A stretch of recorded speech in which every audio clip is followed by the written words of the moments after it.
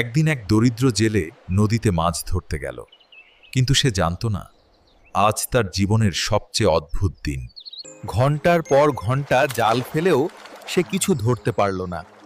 পেট খালি, ঘরে খাবারও শেষ।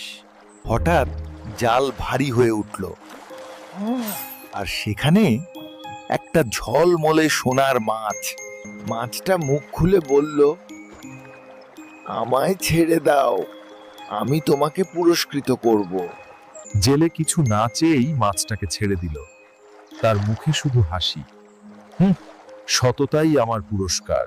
মাছটা বলল, তোমার সততার পুরস্কার তুমি পাবে সময় মতো। পরের দিন সকালেই দরজার বাইরে পড়েছিল এক ঝুড়ি সোনার মাছ। সে হতবাক। গ্রামের মানুষ হাসতে লাগলো, তুই কি গল্প লিখছিস নাকি? কিন্তু জেলে জানতো এটা সত্যি। সে লোভ করল না, বরং প্রতিবেশীদের মধ্যে ভাগ করে দিল। সত্যিই ভালো কাজ করলে ভালোই ফিরে আসে।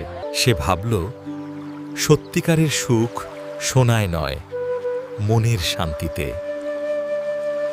দূরে নদীর পানির নিচে সোনার মাছটা শান্ত চোখে তাকিয়েছিল। তুমি প্রমাণ করেছো সততার শক্তি।